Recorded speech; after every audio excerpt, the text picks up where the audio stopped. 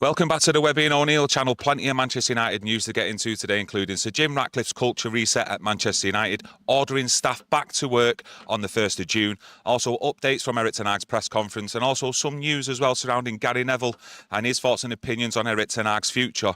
But first of all, I want to get stuck into that news on Sir Jim Ratcliffe ordering the staff back to Manchester United in the offices on the 1st of June. Well, he talks about getting them back in there, and to me, and I've said it for a long time, it just shows a lack of commitment by staff. They're just interested in themselves, and to be honest with you, it's about time. Under Glazer, things have got out of control. He's walking round and he can see everything what's there. How can you bring people on in the industry when your senior staff are absent? They've got to help and bring people into the firm, help them work, help them where's the motivation? There is none, and there hasn't been none. And that's all down to being the leadership under the Glazers. Yeah, he has cited similarities between a company that INEOS do own, and they've seen productivity levels increase once they have actually come back to work on the Friday, but they've also seen it decrease as well, especially on Fridays, on productivity with people working from home in that company. Well, listen, when you're in there, what you do is, it's like young lads in the IT department, they're just doing menial jobs. They just like sit there, menial jobs. Where's the enthusiasm? Where's the future for them when they're not being coaxed and looking in their employment as if to say, I want to be here, I want to achieve, when no senior staff are there? That's what it's all about. It's about communicating and working together. And if your senior staff aren't there in the IT room for these young lads or young girls, right, well, they ain't committed. So at the end of the day, it's just a shambles, and it's been identified. If I was in that IT department, right, as a young lad, I would be sticking everyone in as much as I can, because at the end of the day, he's just stuck there. That young person is just stuck there, right? And he's got no guidance, right, of what to do, how to do things, when the senior staff are just swanning around, either at home or just walking around somewhere else. It's poor. How can I say it? It's where is... Take your time in saying it as well. Yeah. Have a think. Yeah. Where is the future if you're just doing menial jobs and there's no one there to encourage you, right, to do better? That's the problem at Man United. There is no encouragement to do better because the qualified senior staff just don't care, and we've seen it for years, and we've said it for a long time now. Yeah, on the second part of that, it does cite an internal communications team, and it reveals the email that has been sent. And a part of that does actually say that part of this is looking at how we work, how we create a high-performance environment where everyone can be at their best, working together towards our common goal of football success. So that's their first goal, the football success, changing the culture within inside Manchester United. Yeah, well, they've got to change the culture, because at the end of the day, where is it, right, where a young person could be in a job and there's no leader to take you forward, to help the other departments? Each department is just working on its own and doesn't care about anybody else. You need leaders in every department, and you need people there to encourage you, right, when you're not succeeding. And people in the job don't succeed, and they always need help. There is no help inside that club. No one cares. They just look after themselves. Yeah, the thing is with me, if Sir Jim Ratcliffe, he sees that and he thinks that's Yes. best for the football club, I'm all for that. And maybe he's looking at people being isolated, working from home. He's not getting the best productivity out of these people, and he thinks it being in a working environment, working as a team, that'll be more productive and, more success for Manchester United. So whatever way he chooses, he knows how to run a business. Let's have it right. And I'm all for that, me. Yeah, but it doesn't take rocket science to get the best productivity out of somebody when you're a team. The team has to be there. And inside Manchester United, the team is scattered all over the place. So you're never going to get the best out of him. And Sir Jim Ratcliffe wants the best. To me, rocket science. Just get the people in there, and the underperforming people, get them out. And I'm sure with this due diligence, what they've been doing, the underperforming people will be out after the 1st of June.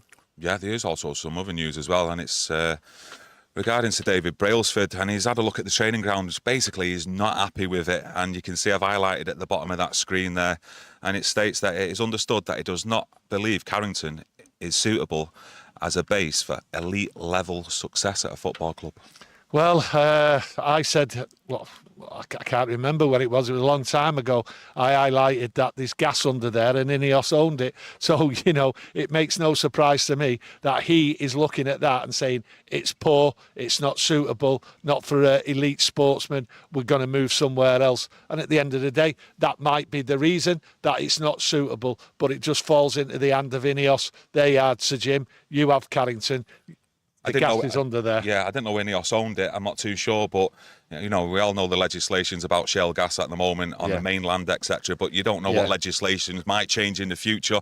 But maybe there's an eye on there from the INEOS team, maybe to get the diggers in. Listen, wherever there's a buck, there's someone looking for it. At the end of the day, Sir Jim Ratcliffe is doing a full overhaul. So I can be a little bit cynical there, but at the end of the day, he's doing a full overhaul. He wants a new ground. That's if the money's there. If not, then it's a full refurb. So he's looking into everything. So credit to him. They are looking at it all, and they all sort of saying, right, well, that's not good enough. That's not good enough. We need alternatives. And if Carrington needs knocking down, or just leaving there and then moving away, then that's the way it's going to be. Did you expect INEOS to be this hands-on?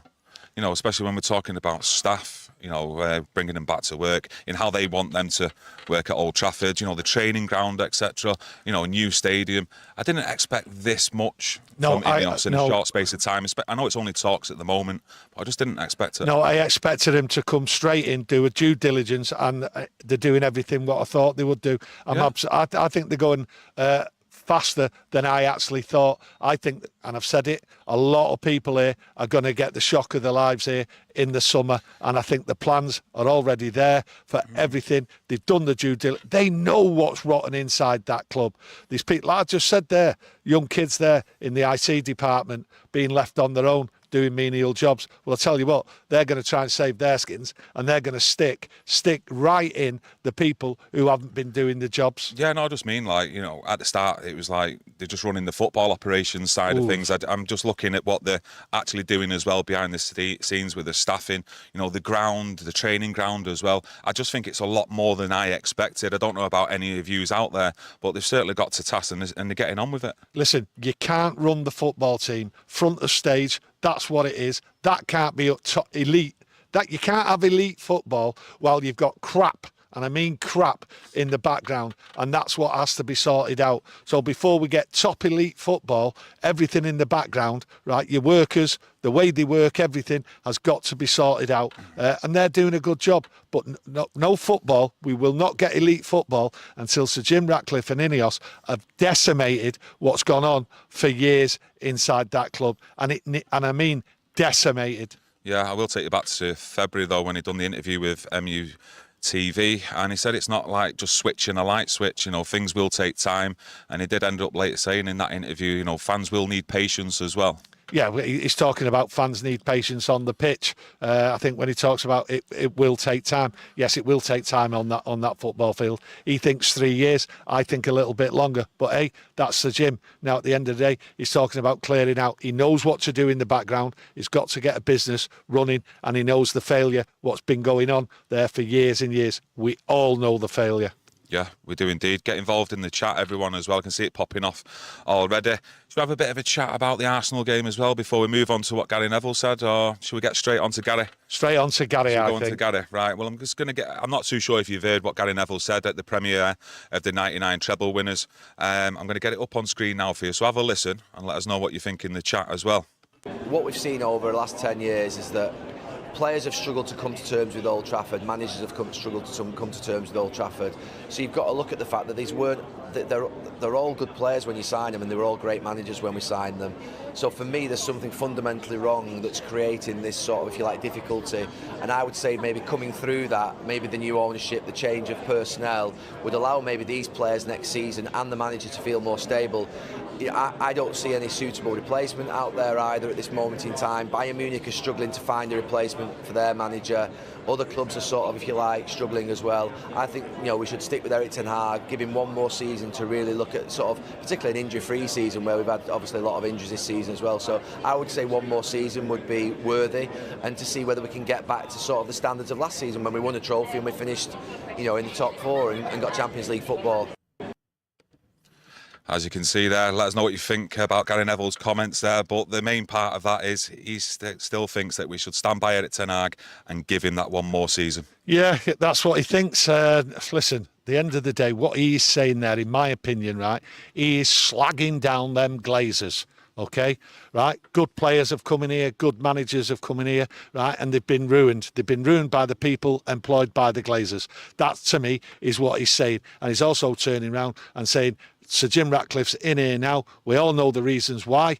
What's being spewed out there, that it's all down to injuries, these results and that. So Erik Ten Hag turn things round with Sir Jim Ratcliffe and give him another year. There is no point bringing another manager in until everything in the background has been sorted. That's how I read that. But he's blaming the Glazers, but he's not calling the Glazers. I think he's changed his tone. He's cutting the name out of the Glazers now because he's in there with Sir Jim Ratcliffe doing work on what's going to go on in and around Old Trafford. So the tone of it for me, without him saying it, is them Glazers have destroyed players. They've destroyed managers by not having the right people in there. And Sir Jim Ratcliffe is the right man in for it. And so is Erik Ten Hag. Keep him there for one more year till his contract runs out. And to me, that makes sense while all these changes are going on. Do you think he's changed his stance, his tone, though, on actual Erik Ten Hag being the Manchester United manager next season? Seen quite a few people online suggesting that he's sort of flip-flopped and now he's like sticking behind Erik Ten Hag and that he's the man for next season. I think what you have to remember is he's now got the ear. He's inside talking to people. We don't know who. We don't know what's being said. So his attitude seems to be changing. But over the last couple of weeks, it's been more about Erik Ten Hag. Give him another year. Let's see what happens. It's down to injuries, all this. A while ago, Gary Neville couldn't even stand watching United, said it himself. Now, at the end of the day, he's turning round. He said he was tired of watching him, yeah. Tired of watching him, but he's there. He's now encouraging for Erik Ten Hag to be given another year. So for me, what I take from that, with who he knows, who he speaks to and everything, I think little words are being said in the background, and I think the nod has been given another year. That's how I've read it for a long time myself personally, because Erik Ten Hag always talks about we.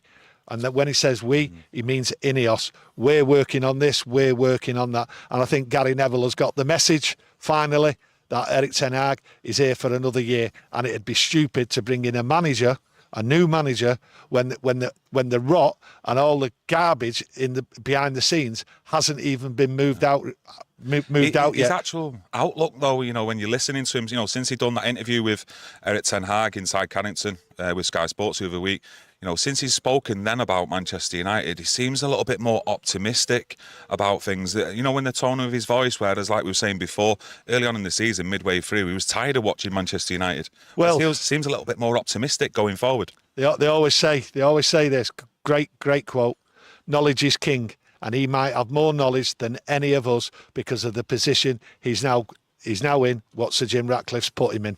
Timekeeper, the sun's out. Have a cornetto on me, lads. GGMU, glory, Man United. Appreciate it, mate. I will do. You having a cornetto as well? Or? I'm having two. How much are they these days, actually, cornettos? About £2.50? £2.50. I was just thinking about when I was a kid. Them feasts, the chocolate feasts? Never mind when you're a kid. Middle. I'm having them today. Yeah. Let's get back onto something else. Stephanie Griffith, cheers for keeping a tag on the likes and how many people are watching. Everyone out there, if you're enjoying the channel, support us, smash that like button. If you're not subscribed as well, think about subscribing. But I'm just going to get back into the chat. And yeah, Erik Ten Hag, what did you think of his press conference? And we've got a couple of snippets to throw up on screen, but I just want to know what your feeling was of me. I got it where he was confident. He come out as bullish, especially when asked about his future. Listen, everything about Ten Hag has been for a long time, and he reiterated it there. We know the problems, and it's down to injuries. That was his main thing. So when he talks about it's the people what are in charge behind the scenes with INEOS and Sir Jim Ratcliffe. They all understand why these results aren't going, because we've got serious injuries in key areas. That's what he's talking about. He keeps saying we. So the conversation's there, the understanding's there. That's my take on it. Yeah, I'm going to get it up now. And this was when he was actually asked about his future, Erik Ten Hag, and if he had any worries going forward. And he actually said that the owners have common sense. So what did you think of that when he did say that? Well, he's clearly aligned with the owners. They're thinking on the same wavelength. What do you think? I think that statement there where Erik Ten Hag says the owners have got common sense will be quoted and misquoted. Yeah. What I think he really means is that the owners have got common sense that they can see and that we can see. That's what he was talking about, that it's down to the injuries, these poor results. So when he talks about the owners having... I know the owners have got common sense, he says, OK? But then carried on his conversation. But what it is, it's all about everybody at the club understanding the predicament they're in. And they all understand it, and they're all on the same wavelength. It's down to injuries this season compared to what it was last season. Yeah, do you still feel like he is the right man, though, for the job? He did say earlier on, Gary Neville, about suitable managers out there be available to take the job anyway. But listen, the right man for the job has been here many times. You know, Louis van Gaal, class manager, knows what he's doing. Mourinho knows what he's doing. The right manager's been in many times, okay? And it's not worked. And as Gary Neville is sort of saying, right, it's down to the Glazers and the people what have been employed in the background. They've not cared. They've just looked after themselves. So at the end of the day, is he the right man? Well, get the right people in place, right? And anyone can sort of like be motivated and excel at the job because you've got people behind you who are competent and professional and know what they're doing. Behind the scenes, no one's known what they're doing, and good managers have failed. So if you go and get another good manager and put him into this chaos, it ain't going to work for 12 months. Yeah, injury updates.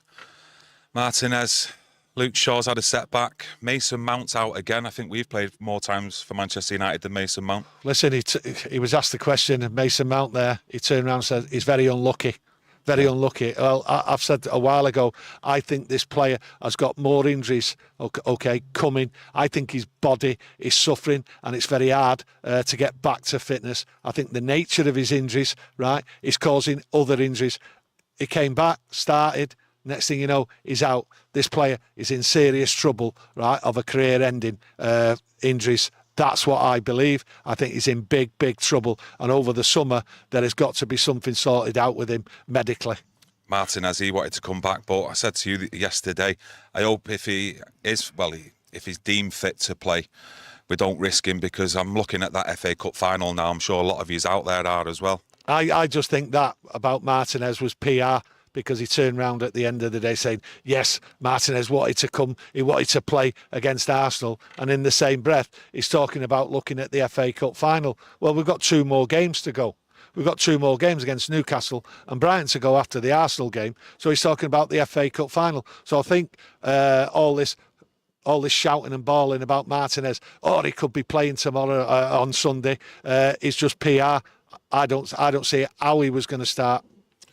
Marcus Rashford, though, he's been training and he's likely to be available for Sunday at least. I said yesterday in our match preview, I hope he does start over Anthony, and you've got a wing of Garnacho, Rashford, Højlund up front. Well, they're going to look at him tomorrow, Saturday, and assess him. So there's no guarantees that he'll be in the squad. He's had a little bit of training today, and tomorrow they'll assess him. But to be honest with you, he could be in. He could be out. So whichever way it is, I won't be shocked. Yeah, you can't be shocked with what Erik Ten Hag says in his press conferences, especially due to injuries. Always tight-lipped a lot of the time. But good news on Bruno Fernandes. Scott McTominay look available as well. Yeah, I think he was more bullish on them two about being in the team on Sunday against Arsenal.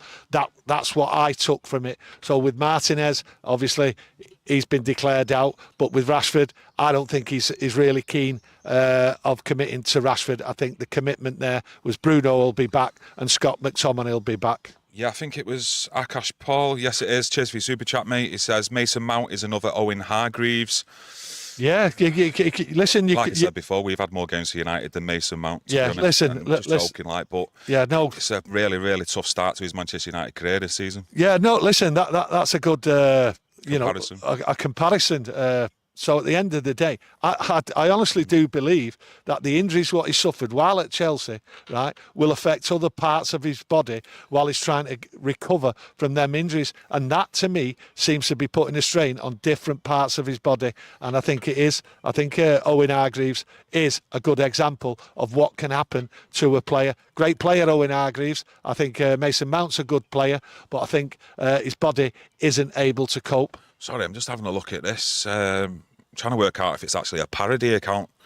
No, it's not. It's Fabrizio Romano. A quote, Erik Ten Hag on Declan Rice. He's a very good player and would absolutely fit here at Manchester United, but I'm also very happy with Mason Mount. Listen, I don't know. I think he was asked. I think he was being polite there. But, you know, your Declan Rice, you look at the Declan Rice, he's happy to have him here. Listen, under Ollie, we said it before anyone in the Christmas 3 years ago, we should go for him. We could have got him, I think, for 40 to 60 million pound when he was available. Yeah. Because he was available, West Ham was there, and we didn't go for it. Just the same as we didn't go for Jack Grealish. Yeah. But again, like we've said, and I think we've said on here today, over the years it's been a graveyard for players as well, even top players coming here to Manchester United. Yeah, but at the end of the day, Gary Neville, you know, is telling you, and we all know, it's a graveyard for managers, good managers. It's been a graveyard for good players because of what is in the background. And what's in the background is pure crap. That's what it's been for 10 years. And I know I'm saying it, but I'm just stipulating and letting you know that it has been poor and it is a disgrace and it will change, but it will take time. And I think when you listen to Gary as well, keeping Erik Ten Hag there, at least he is on the same level and understanding as INEOS. They all know what the problem is. And he's had 2 years of it now, Erik Ten Hag, and he knows. Yeah. I'm just looking forward to the transfer window as well. My eyes are on INEOS to see how quickly they get transfer business done. I know it's going to be tough because there's a Euros going on this summer, but you know, I'm just wanting to see a transfer window where we're actively getting business done early instead of waiting until the end of the transfer window. Well, I've seen teams when tournaments like this come up. I've seen teams like City and Liverpool get their business done straight away. That's professionalism, okay? So let's see what happens with United in the summer. They know they need players. They know they need 2 centre-halves. They should be signed and delivered, right, within the first 10 days of the end of the season. But we'll soon see how good they are. They're right up against it as far as I'm concerned, getting the quality what's needed. Any changes on the game on Sunday? Score predictions, your feeling? You was very, very positive yesterday on the match preview. A few people not agreeing with your positivity. A few. Well, a few. There's loads. A handful, but there's loads. I think a lot of people out there, regular viewers, know what we're like. We're through and through Manchester United supporters, cradle to grave, and we're always going to be positive, even though the warning signs are there due to injuries. Look, let's get something straight. Arsenal, right? Football, they've been playing great. United have been playing garbage. How do you really expect Man United to beat a good side like that challenging for the league? Okay, right, I expect United to go for it. Okay, I expect a bit of pressure from Arsenal, and I'm hoping United win 2-1. I'm not blind to the realities of what's going on with both sides. We're in chaos. They're right up there and they've got it. Now, will they bottle it? You know, I'm not too sure. Will they bottle it? Yeah. Right? I'm just hoping that they bottle it. I want to back my team, okay? And I want to go to a game, right, thinking, right, we've got a chance here. That's how I am, okay? Right? But I'm not blind to the realities of the difference in quality in both sides and what we've got, and especially on the back of that 4-0 against Crystal Palace. I'm just hoping we can turn it around. And you got to remember this, okay? When Erik Ten Hag come in, okay, we got smashed 4-0 by Brentford, and we played Liverpool the next game. And I was the only one what turned round anywhere and said, we will beat Liverpool, and we beat them 2-1. Okay? Yeah, and I'm proud of that, right? Yes. And I'm here again, right? Backing Erik Ten Hag, backing United, and being a Manchester United supporter. I have faith. I've seen it happen before, I've just told you. So it can happen, and everyone was proved wrong. Yeah, sorry, I'm just thinking about when we was at Anfield just before Christmas. I had a great day. Anything more to add? No. Do I keep going? No, I've just left them on that note. Remember, Brentford away, we was absolute garbage. Second game in Erik Ten Hag's reign, and we beat Liverpool, and we beat them well. So it can be done, and that's what I'm hoping. The reality is, on paper, it ain't going to happen. But I'm a United fan, I'm backing my team, and I'll remind you, 2-1. And the last thing we want as well, when you look at the Crystal Palace, done the double over us this season in the Premier League. Arsenal could do that, Newcastle could do that, and Brighton in our remaining fixtures already been beat by these three teams. Yeah, well, their stats, some people will be joyous about, and some people will be promoting it. But at the end of the day, stats to me like that don't matter. I'm interested in Sunday. So am I.